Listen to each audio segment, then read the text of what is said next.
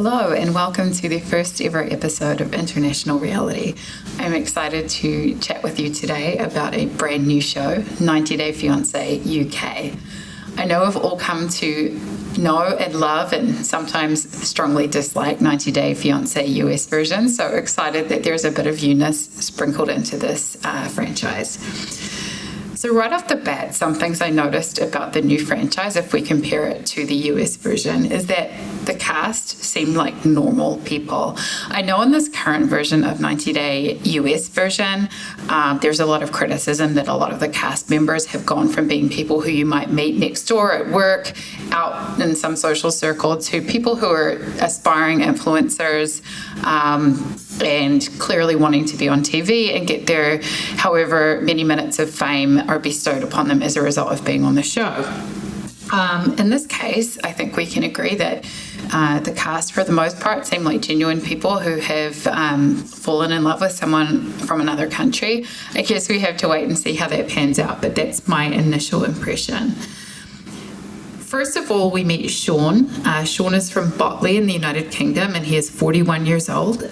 He introduces himself as the cleaning major of the supermarket. I'm not sure exactly what a cleaning major is. I assume that he is in the janitorial team in some kind of leadership role. He is in a bougie-looking coffee shop. I do not know anything about Botley, the United Kingdom, but they do look like they have nice coffee shops there, and shares that he lives in a one-bedroom flat. Very interestingly, Sean says that he likes to greet his toaster and kettle when he arrives at his home where he lives by himself, and in response likes to impersonate his kitchen appliances. He describes himself as crazy with loneliness.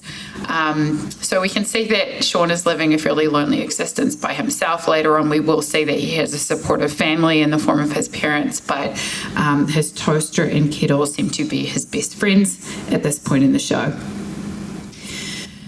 One thing he said that struck me, he's been talking to Christine since 2012, and the show is obviously fairly recently filmed.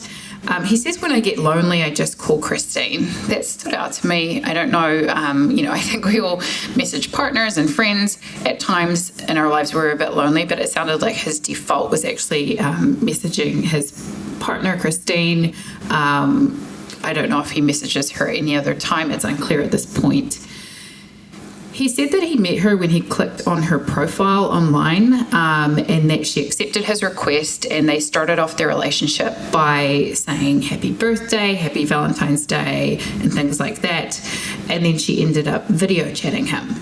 He described her as quirky. It went to a picture of her in an unusual outfit. She seemed to have smeared lipstick all over her mouth and wearing lots of interesting, colorful clothing and what seemed to be a plastic bag, dancing around in front of the camera. I'm not sure if this is some kind of alter ego or what the deal is. Maybe we'll learn more about Christine. But yes, she clearly does have a quirky side to her personality. One of the things that he did say, Sean, is she loves me when I get paid. And they seem to be in the middle of applying for a visa for Christine to visit him in the United Kingdom. He said that she should be here soon, but that there's the last of the paperwork that still needs to be filed. So right off the bat, talking about loving Sean when he gets paid is giving us some Anfisa vibes for sure. I guess we'll wait and see if we get to meet Christine this episode. All right, well, that didn't take long. We're flashed to Christine. She shares that she's about to be 42 years old and that she lives in the eastern part of Manila in the Philippines. She lives with her parents. She says that her life is simple but comfortable. Sean is sending her around £400 per month, according to Christine. And then Sean shares that he's actually spent hundreds of thousands of dollars or hundreds of thousands of pounds on Christine. After sending Christine money, Sean shares that he himself can just pay his bills and has £40 to £60 left over for the rest of the month to spend on himself. Christine shares that her family has financial freedom and that he shares that his parents and friends are asking him about why he's sending her so much money. straight away, Sean has this lonelier existence back home. He's heavily reliant on Christine, by the sounds of it, to fulfill his social needs and help with his loneliness. And in return, he seems to be sending her and her family the bulk of his income. It's unclear what she's spending this on at the moment. She does live with her parents and potentially is using some of that to fund their livelihood as well. I guess we'll find out more soon. Next, we're introduced to Katie. Katie is 26 years old and she is a dialysis nurse. We see her at the start doing some form of cardio exercise. It looks like she's bouncing on one of those mini jazzercise trampolines. She is hanging out with a group of her fitness classmates who seem to be affiliated with Buddy's Fitness. Buddy's has a smiley face for the U, so it looks like a friendly place to hang out and work out. And Katie shares with us that she is engaged to Alejandro. He's going to be coming to meet her in the UK for a month. Her friends encourage her to take every chance you get. They go over to Liz, who is on a machine that seems to be vibrating her body, and she shares that it shakes your bottom, and that she thinks that Alejandro should try the same device when he visits Katie. So it turns out that Liz is actually Katie's grandma. She lives with her and they are best friends. Katie is worried that Alejandro is going to come over and when he meets her in person is going to think that she is, in her words, ugly and fat. And her grandma is very encouraging and reminds her that she is in fact a pretty young girl. I can tell straight away that Liz is going to be a character. She seems to have a really great bond with Katie, and I hope to see her in many scenes throughout this season already. She's already going to be one of my favorites. Next, we meet Bridie. Bridie is 31. She has two daughters, aged 7 and 2, and she shares that her day is really centered around her girls. The first scene that we see is really her visiting a cafe, and her daughter is choosing some cake. Bridie says that her life has really centered around her being a mum for the past 8 or so years, and that in the past year it was really the first time that she realized that there were other aspects to herself. She met her partner through an online computer game. I've heard that this might be League of Legends, and you can see her interacting with other people wearing a headset, and she called herself a cuckoo for meeting someone online. The person she met online, turns out his name's Hurst. I thought it was Hurst. It's Host from Lebanon. And she described them as having the deepest emotional connection that she's ever had before. Bridie's going to visit Host in Lebanon. She says that she has trusted and put faith in him and is going to take what she describes as a lover's leap to go and meet him. We then get to meet Bridie's sister, who Bridie says is also her best friend, Eden, who's 26. She says that they're very close and that while sometimes they have their little bits, which I assume is their little arguments and things, for the most part they get along. They talked about how long distance was hard, how it had been hard on him, and Bridie describes herself as feisty and hot-headed, but says that she also has a nice edge to her. So I think we're gearing up for some fireworks, at least on Bridie's side. We then start to learn a little bit more about Bridie's personality and potential jealousy, bringing out some Larissa vibes here.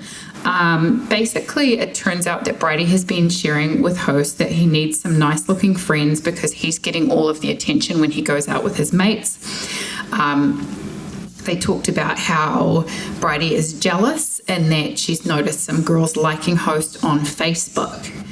Here we go. They then talk about how she's actually going to meet Host's uncle, Wissam.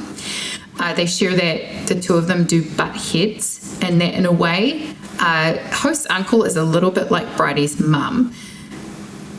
The mother had recently asked Bridie to have a chat, and so we flash back in time to the previous day, I believe, where they have a conversation, and the mother's doing something in the kitchen and seems to really want to talk about, why are you going there first, to Bridie. She explains that they don't need a visa for her to go and visit him in Lebanon, and it's just easier that way. The mother is pretty upfront that she's concerned about the unrest that could kick off, that she's worried there won't be the same level of freedom of speech within Lebanon that Bridie encounters in the United Kingdom, and that Bridie's response is really that she trusts host to guide her through anything that might come forward. At the end of the day, the mother is supportive. She shares that she's totally crazy, but also gets that why Bridie wants to go and meet host in hopes that she's safe.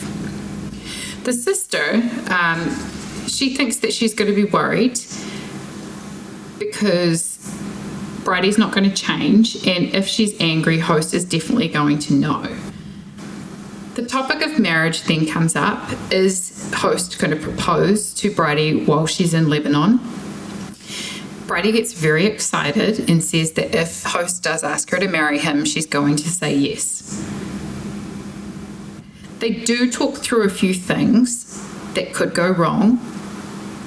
What if they just don't like each other? What if they don't like what they see? And what if he's using her to get to the UK? Now we get to meet Sean's parents. They share that he's their firstborn, and they're concerned about his relationship with Christine, which he says is a pain. They say, stop sending money, she's just using you, she's taking advantage of you. Then they go on to talk a little bit about who Sean is as a human being, and that if he sees someone down, he's going to help because of his heart. They tell a tale of when he was younger and would receive pocket money. They say he'll come back with nothing, and it'll turn out that he's bought nothing for himself, but has bought a round of beers for other people or other things that they need. Now, my first question was, who is at the age of receiving pocket money where they're able to go and buy a round of beers? I'm wondering and picturing this set of parents giving pocket money to their son who's a grown adult. It sounded very strange. Sean, in return, says that his advice he's given them is to mind their own business, and that what the heart wants, the heart gets. We then meet Vicky, who's 33. Vicky's from Wolverhampton in the United Kingdom. She makes it clear that she loves Japan and Japanese culture, and right off the bat getting very, very strong Ella vibes from the US franchise. She mentions that there's no Japanese scene in Wolverhampton, that she met Sean, another Sean, this time S-E-A-N, online, and that he's coming to the UK to see if they can make it together. Vicky then talks about how she's into a certain type of Japanese man and that they tend to be in the music scene. She describes her first picture that she ever saw of Sean, and they flash to it, and he seems to be sitting on top of a double-decker bus or something. She says he's suave, and she likes the way his sunglasses are looking into the distance. He looks cute and young in his picture, according to her, and apparently he told her that he took the picture back in 2018. Well, she said, instead of being the 31 or 32 years old that she thought he was, it turns out he was 42. She then clarifies he didn't lie about his age, he just didn't tell her how old he was. This sounds a little weird to me. I mean, it's not the first time on a reality show that we've heard about people, misinforming people about their age, but she does really jump to his defense about not lying. I sense that could be something that we see more of as a theme coming up. They've been talking for 2 years.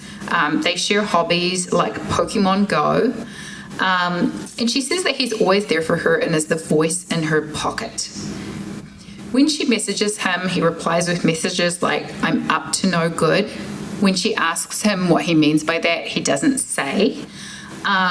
She describes him as a man of mystery and that he's open, but just gives enough information to be interested in not the full story.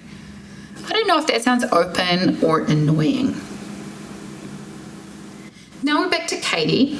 Katie's talking about Alejandro, who is 30. He says he loves her. He's from Guadalajara. He is really into fitness and spends about 2 hours per day at the gym. He says he's not on a diet, but then it shows him with a giant container of broccoli. So he must like broccoli, nothing wrong with that. Katie was in a long-term relationship that ended suddenly, and she said that she really needed to build herself up. So she's been on a weight loss journey. She's lost 5 stone and still going. She seems to be doing some TikToks or other social media tracking her journey. She's documented all of the things that she got there with online, and for example, they flashed to her saying that she's going to do a 100-day challenge. Flash to her and her grandma Liz that we already are developing a like for. Liz is planning all of the delicious food that she's going to cook for Alejandro when he visits. She talks about sausage rolls, which made me really homesick, quiche, savory jackets, I'm not sure what that is, maybe a kind of potato, Yorkshires, and assumes he's going to want some kind of chili or spicy sauce with his food. Liz does share that she's going to be cross if she's slaved over a cooker and Alejandro's not interested in her food. So given she's not making him broccoli, we'll see how that turns out. Now we get to meet Host. Host is 28 years old. He lives in a small town near Beirut. He says there's coffee shops and get-together places. Again, Wissam is his uncle. They seem to be really close. He's meeting his uncle in some kind of restaurant, as he said that his uncle has lots of experience with women and gives advice. So I'm not sure what kind of experience he has with women. I'm getting the vibe that he's potentially not married at the moment. They're showing him alone, and I don't know if it means he's good with the ladies or something else. He's had a long-term relationship that's worked. I guess we'll find out more. Wissam shares that both he and Host are fiery. They get mad very quickly. They share that they both are fiery and get mad really quickly, and that it's in their character to be angry most of the time and to have lots of fights in the relationship between Bridie and Host. They say that she tends to like or not like people. It's very binary, one or the other, and that she has jealousy and trust issues which must be fixed. Wissam shares that he does not believe in long distance. And Bridie, they flash to her and she agrees, similar sentiment. It's really hard to do long distance, and it's hard not to have kisses and cuddles at the end of the day. Now we're meeting Alejandro. He's meeting friends at a bar, and he's sharing that he's really in love, so he's making this huge step to go and see Katie. His friends question him right off the bat. They're really suspicious. How are you in love with this person? You've never met her. They're concerned about what happens if he doesn't feel the connection or chemistry with her. He said he's considered it a possibility. They want to know what she looks like and if he's got any pictures. He says that he has a lot. And, one of his friends replies, "Show us, Papacito," and they're so interested to see what she looks like. He brings out a photo with one of the most heavily filtered pictures that we've seen. It gave me Rebecca from Rebecca and Ziad vibes. Love Rebecca, but we know that she loves filters. Darcy and Stacey also come to mind, that kind of level of filter. And he said that he's FaceTimed with her, so he's sure she is the way that she says she is. His friends are still skeptical and think that there are a lot of ways that they can trick you into thinking you look like that. They ask him how he knows that she isn't huge, and also if he's seen a full body photo of Katie. He says that he hasn't. He's asked if he has a plan B, and he says no, he's hoping for the best, and if it doesn't work, he's basically screwed. We then meet Sean for the third time this episode. He shares that he has met Christine in the Philippines. They obviously met because as a result of the most recent vacation together, they had a son. Christian was born. And so basically Sean has got to meet Christian 3 times. He met Christian 2 weeks after he was born, 6 months after that, and then on his first birthday, November 2018. I guess he's seen him 4 times. The last time he saw him was 2 years ago. So Christine shares that his son wants to talk to his dad. Sean is very emotional talking about his son and said that his own parents, the grandparents of Christian, haven't had a chance to hold him and that he really misses him. Sean then goes to meet 2 of his workmates at the pub, Jimmy and Daniel, who are both highly skeptical of Christine and why she's with Sean. Sean shares that he knew that she was the one ever since he saw her on social media, and that when he found out that she was pregnant, he had a smile on his face from ear to ear. His friends are sitting there. One barely says anything the entire time, and the other one takes one for the team and basically communicates their joint thinking. One of them puts it out there quite bluntly that they're looking out for him in case Christian isn't Sean's baby. Sean got really angry visibly and then confirmed that he said that he has no doubt about it, that he does not need a DNA test, that there's a resemblance between them, and that he's mad that his friend brought this up as a possibility. He says he sends her money because it's how he shows he loves her. Again, and face it, in George Five's big time, next thing she'll be asking for a red purse or makeup bag. He thanks his friends for looking out for him, but says that ultimately it's his choice and that she wants to be with him for who he is and that she is the love of his life. So based on his emotional reaction to that, it sounds like potentially not the first time that he's been asked why she's in a relationship with him, and he is very adamant that he sends money because he wants to, not because he has to. We get to meet Victoria again. She's actually meeting with her friend Rosie, and guess where they're meeting? Yes, a Japanese restaurant. I'm not sure who picked this venue, if it added to Vicky's story or if Rosie just happened to like sushi. Maybe we'll find out one day. But Rosie's reaction is very muted. Vicky's worried about what she's going to say, but like based on Rosie's reaction, I'm not quite sure why. She's just like, okay, that's exciting, and asks straight away what Vicky's family thinks. Vicky says that they'll live together, that they don't know each other very well, but that they've been learning over the past few months.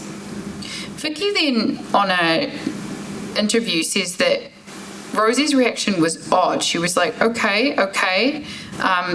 Rosie does seem to fixate on Vicky when she shares that Sean lied about his age. And she said that, again, Vicky goes back to this place of making excuses for Sean. She's like, well, I don't know if it was a lie so much as I should have asked him for his age. So she blames herself for Sean withholding information. This is the second time she's been very adamant that Sean is not lying, and something that many others will probably say it was a bit of a lie or at least dishonest behavior. Rosie asks what Sean's job is, and Vicky replies that she's not completely certain, but he never seemed to be working when she was messaging with him, and he has a lot of credit cards. I'm not sure how she knows that he has a lot of credit cards given they live in different continents. I'm not sure if he's purchased things for her. It did raise a lot of questions. It doesn't sound like something someone would share about themselves. Rosie asks if he has skeletons in his closet and if he has so many that he can't even shut the door, and Vicky awkwardly laughs. And the one thing that Vicky is aware of that apparently came out in a conversation is that Sean used to be married. Rosie wanted to know if he's still married, and Vicky seems really unsure about it. She's a bit cagey with her answer and says that she was told by Sean that his divorce was finalized in Japan. He was very specific that it was in Japan, but that his ex-wife was from another country. Rosie immediately jumps to her true crime experience and asks if Vicky has done any online checks. And she says no, she trusts him. He hasn't lied. He's, just been a bit shady with the truth or just hasn't given a straight answer. Then they talk about how this is moving quite quickly. Does he just want a passport? So the advice at the end on from Rosie is to hope for the best but prepare for the worst and trust her instincts. Vicky then shares by herself that Rosie's reaction was terrifying and she hopes that what Sean says is true. We then get to meet Sean. I was actually a little bit shocked. He had some catfish vibes coming off him, but turns out he's a real person and he's on camera. He is from Kyoto and he says that he's 17 years old and then shares, obviously, that that's a joke. He says he looks younger and that it's fun and that younger people are much better. So he's now lied to the TV as well as Vicky, or misrepresented the truth, however you want to call it. He says he wants to marry Victoria. It turns out he loved her after about 5 days, according to Victoria. And he won't share what his work is. He says that he's a Japanese man of mystery for Vicky. Vicky then shares that, in her opinion, there's nothing sexy at all about mystery, and in fact, it's a little bit irritating. Sean then shares with us that Japanese people, but men in particular, are less talkative than women from the UK. And Vicky then goes on to say that Sean actually had a Japanese name that she found out about somewhere through their relationship, and that Sean was his stage name. Sean is evidently a bit of a YouTube DIY man, and Vicky's not quite sure what he does. There's a lot of wood moving through tools. He says something about making tables. It's all very curious. Vicky says that Sean seems to have lots of money, and when the producers ask Sean how he has money, he says he has no idea how he has money. This guy seems super sketch. He can't explain anything about himself. His, first reaction seems to be to lie. He seems to have some kind of hustles going on in the background that he's not prepared to share. Next, we're back with Bridie. Bridie is meeting her friend Chloe, great name. She describes her as her best friend and she's taking her to the airport. And she said that it's a really big deal for Bridie to leave her girls to go to see Host. Chloe asks Bridie, will you even see anything, or are you just going to be having sex the whole time? Host says that he's grown in the relationship with Bridie, but he's not sure if he should propose when she comes to visit him in Lebanon for the first trip ever, for them to meet each other in person. And his uncle straight away says, you just know her within your phone. You need to live together first to discover her nature and character first. They talk about her jealousy, and very patronizingly, Host puts that down to being a woman thing and that all women get jealous. His uncle comes back with, love is not enough.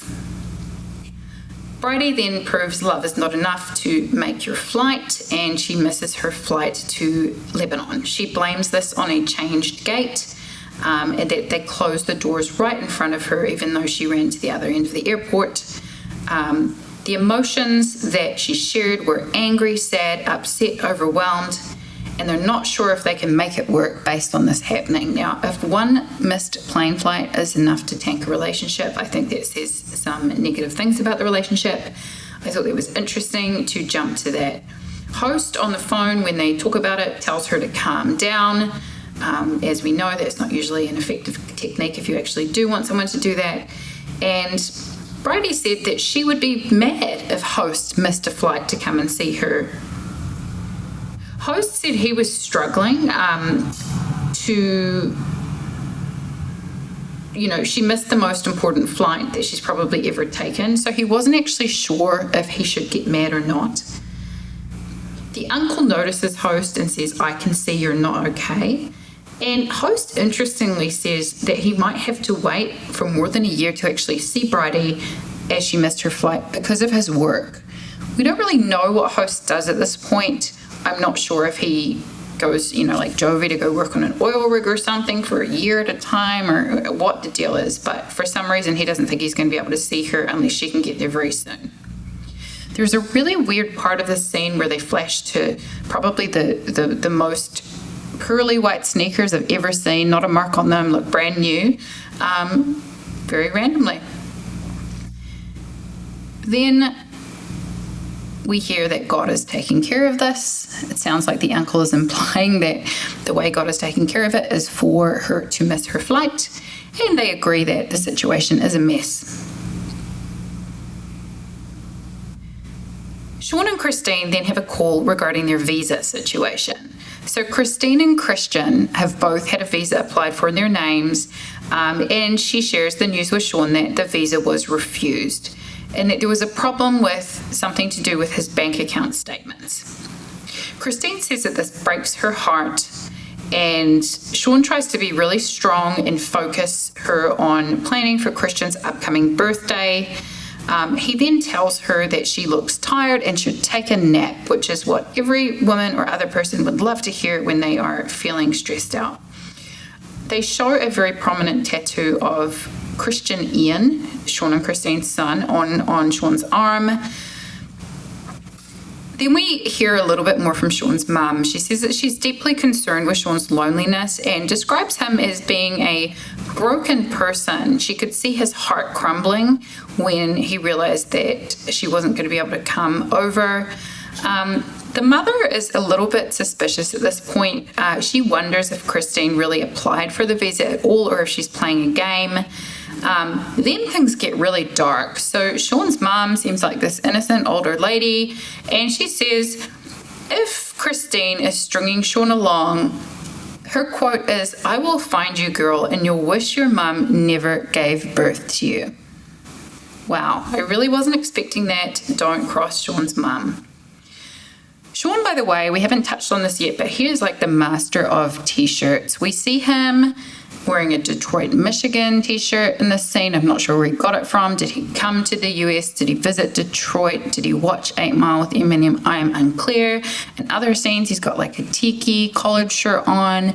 He's got one that's like this multicolored. I couldn't tell if it was like an angel or a video game character, but he's definitely a loud shirt guy. He's pretty tearful with his parents about Christine's visa being declined, and his dad shares that he really would have preferred it if Sean found someone closer so he didn't have to wait to see the person he was with, and that he personally would not recommend long distance. I can almost guarantee from meeting this person that he has never even considered a long distance relationship. Then we see that Christian, it's his 3rd birthday, and there's a birthday song, there's balloons, in the shape of a 3, there's a race car.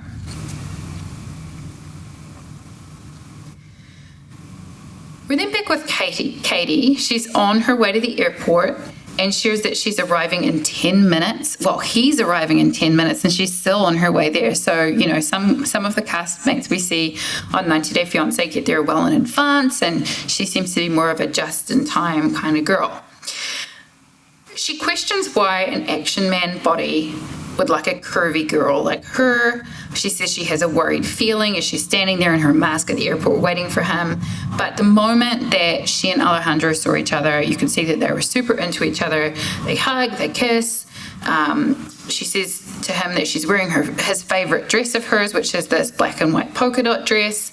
And he says it looks beautiful. They have the cheesiest smiles, and they seem to genuinely be really into each other.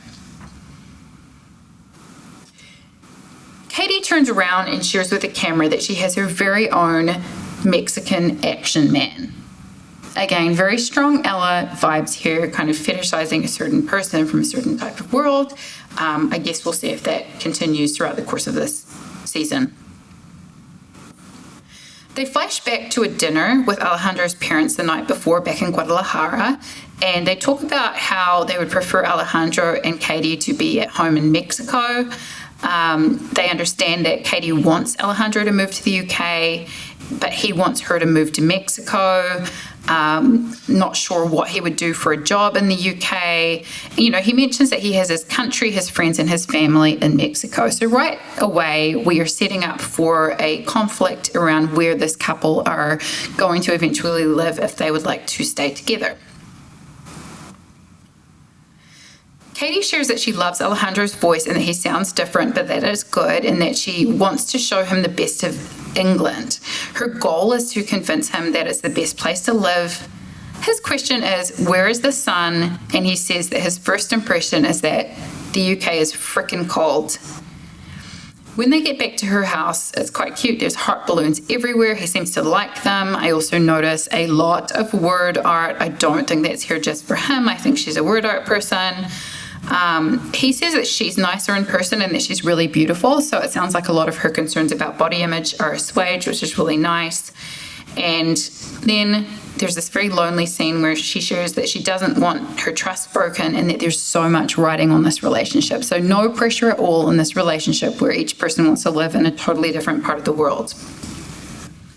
We're back with Christine and Sean, and I think they are the number one stars of this particular episode. Definitely have had more screen time than the other couples.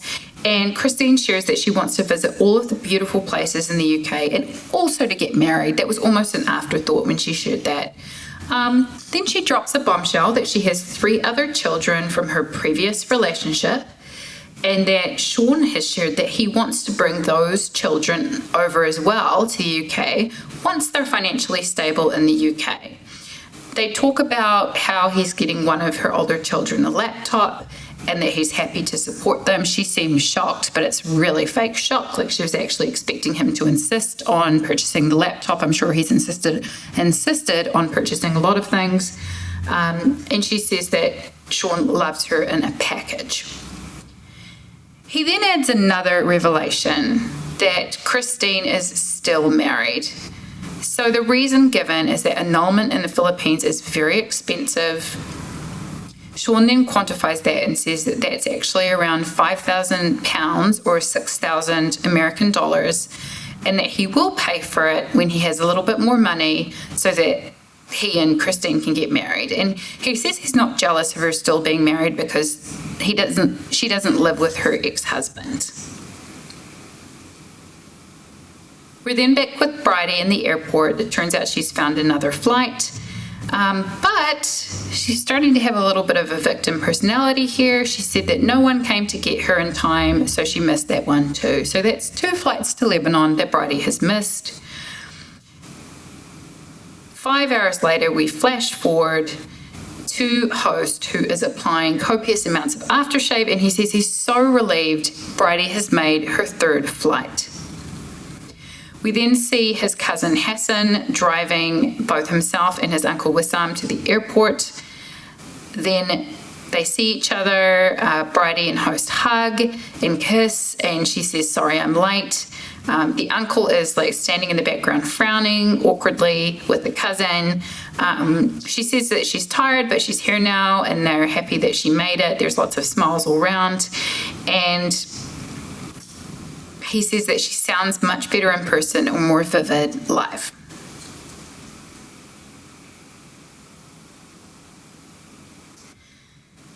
Host and Bridie are then back at, it appears to be some kind of accommodation, and Bridie shares that she had imagined being intimate with Host, but she found that it didn't really compare to the real thing, so it sounds like they have consummated their relationship, or at least that's strongly implied. And he says that she's the most gorgeous thing he's seen in his life, and she thinks that he's very handsome. So the attraction's definitely there between these two in person. Then Host shares he has a surprise for Bridie, and obviously she thinks he's proposing. Instead, he comes out with this box of makeup. The makeup looks like it was bought from a CVS or something like that. It's all pretty basic brand stuff. Nothing wrong with that, but an interesting choice of gift, which she says could be taken as offensive. One thing in the box was a handmade bracelet with her name.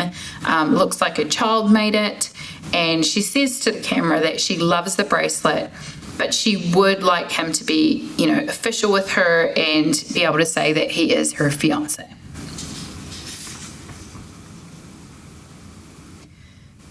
Back to Katie, she describes her time with Alejandro, that they are, the whole situation is a dream, that she's in love. Alejandro then says that the UK is depressing and it's hard not to see the sun every day. Katie decides to make Alejandro fall in love with the UK by taking him to London. And which better way than what she describes as an open-top bus, one of those iconic double-decker buses to take tourists around. They hop up to the top, which the driver then comes over the intercom and says it's freezing, so there's plenty of room up top.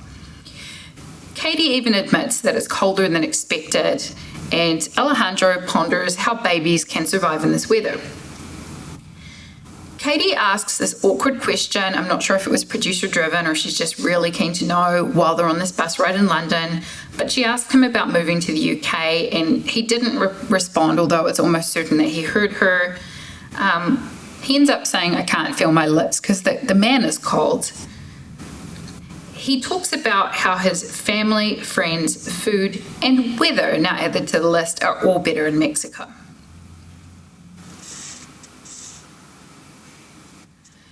We're back with Bridie and host, who are staying at the Bayview Hotel in Lebanon.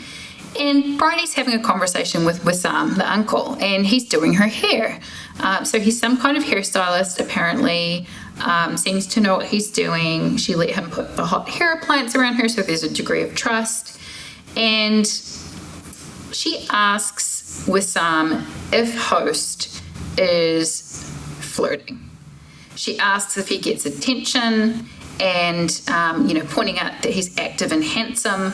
And so Wissam really sells out his nephew and says that host does talk to girls when they're out, and as he has more drinks, he gets more friendly with them. So he does share that they tend to go out in groups, including girls. Bridie seems to think this is a new discovery and found out that he went out with girls as a result of this conversation. And so while they're ironing, getting ready to go out, they get into an argument about that. And in host's words, they'd already talked about this 1,000,001 times, but as Bridie puts it, but we haven't in real life. She felt that she was just asking for clarity about him going out with girls, and he took it as allegations or mistrust. That's how Bridie positions it anyways.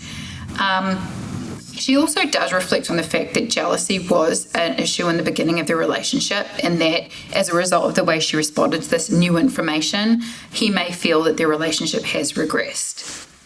We're back with Katie, and basically this is the cutest day ever. So Grandma Liz, our favourite so far on the show, is going to spend the day with Alejandro while Katie's at work. So you see her driving off in her car, and Liz starts making Alejandro tea.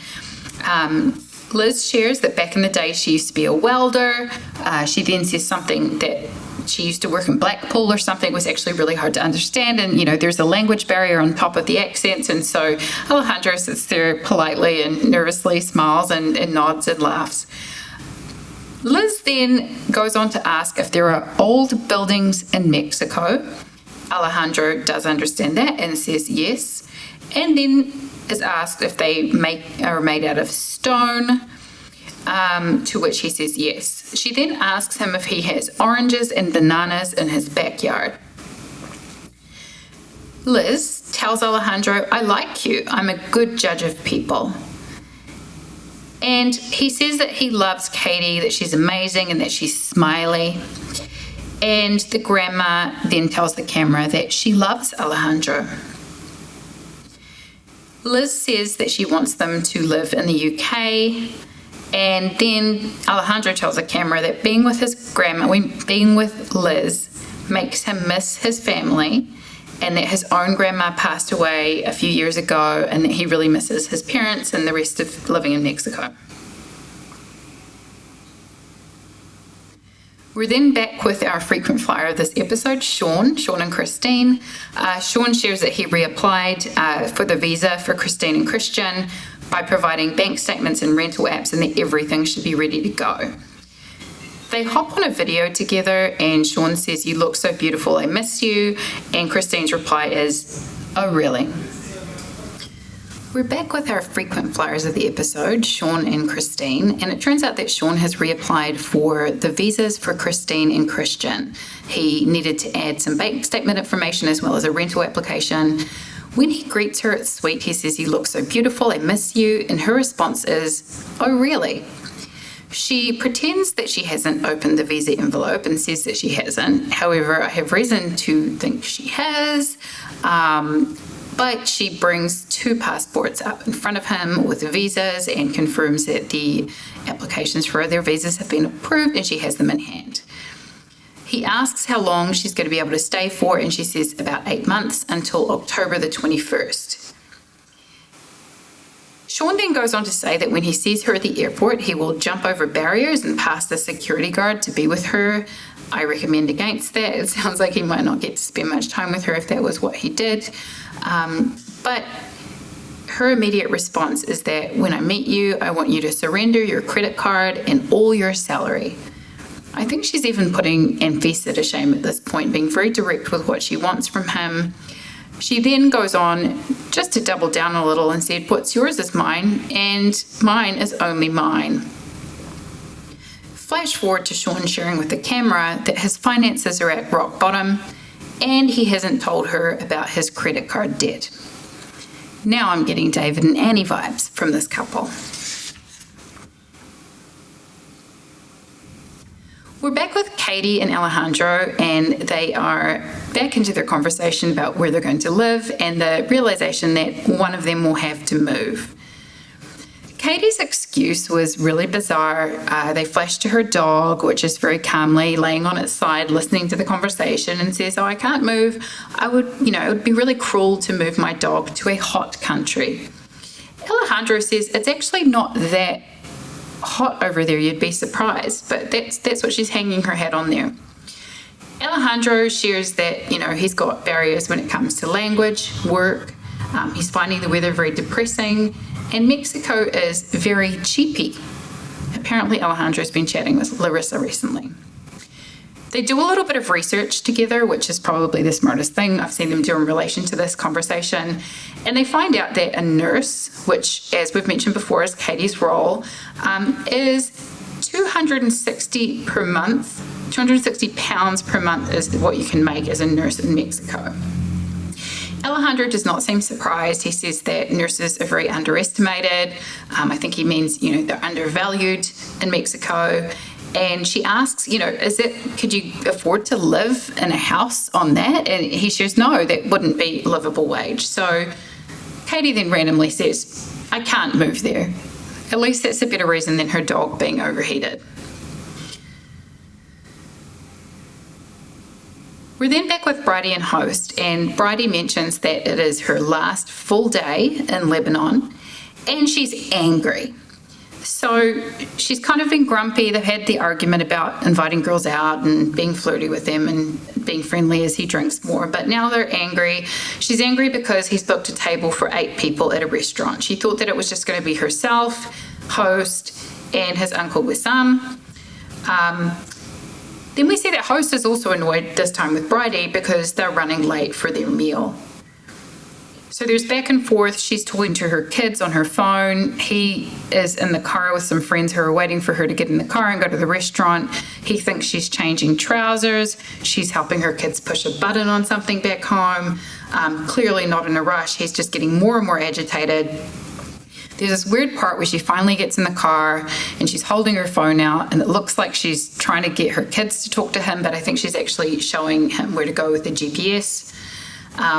He then drives. It seems like he's driving fast. She says she's scared, and they pull up at the most beautiful waterfront pier and restaurant, and he says he's so angry. He storms to the restaurant. She's kind of hurrying to keep up with him, and she stands there looking concerned. Her brows are knit together, and it was a really awkward flash forward to that. I don't know what's going there. Then she complains because everyone at the table has hung out before and they're talking fast and loud, and that the situation is not ideal. They give her a piece of fish that is cooked the local way, and she says it's good, but that fish and chips is the type of fish that they eat back home. One of the friends turns around and says, David Beckham likes fish and chips. Really random fact, but somehow David Beckham's like of fish and chips seems to make Bridie really sad, and she says that she wants to go back to her girls. I wonder if she really wants fish and chips. Alejandro and Katie are then saying goodbye. They say goodbye to the grandma Liz, and she says that she's going to miss them. They take a group selfie. And then Katie says that Alejandro leaving is going to feel like rubbish, that she's empty. He keeps joking like many times about her going back to Mexico with him. It's a very emotional car ride from both of them. They get to Manchester Airport and they hug and kiss goodbye. That was a really quick scene. We're straight away back to Bridie and Host, and Bridie is now mad again. Seems to be a theme between these two, because Host, oh my goodness, wants her to fit into his life and feel like part of the family. That seems really nice to me. I don't know what she's expecting. She shares that she's happy because they get time alone. So she does seem to be really jealous if he wants to spend time with anyone else, even if it's to introduce her to other parts of his life. It's a really interesting scene, actually. So they're at this bar, they're having a drink, and everything's really dark. And she explains that they don't actually have electricity 24/7 in Lebanon because of the financial crisis. And so all of Beirut is actually dark at night, like pitch black. Then Host is very honest and says that most people would think it would be better to be somewhere else because of the financial crisis that his country is going through. Bridie says, there are lots of people looking for a way out. And Host agrees. There are people queuing to leave the city, and that you could get 20,000 Lebanese pounds for one British pound now, and it used to be less than $1, so huge inflation. And he says, I want to be with you no matter where. He then randomly adds on a piece of this conversation that comes out of nowhere. It seemed a bit manipulative, but didn't result in what I thought was going to be a knee-jerk proposal. He says to her, when you knew that I had a surprise for you, what were you expecting? And he then goes on to tell Bridie that she's the most beautiful thing that he's seen in his entire life, and that he just needs her to be patient and wait to see how things go. And she says that she trusts him to get the timing right. So they both seem to have calmed down and are leaving things on a positive note. The last scene of this episode was a mishmash of what we're looking for in episode 2. All I took from it was someone describing himself as King Richard, seems to be wearing a crown. There was a person jumping onto a bed, I think it was Sean, having a Union Jack underpants showing. Someone described herself as a MILF with a toy boy. There seems to be a gay couple.